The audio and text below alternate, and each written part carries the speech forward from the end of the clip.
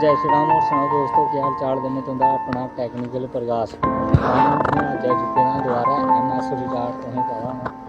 जेह्ड़ा पिच्छे डेकोरेशन घर बंदे लगे दे न जेकर तुसें डेकोरेशन करानी होवे इंदे कन्नै कनैक्ट करी सकने हो ते जेह्ड़ा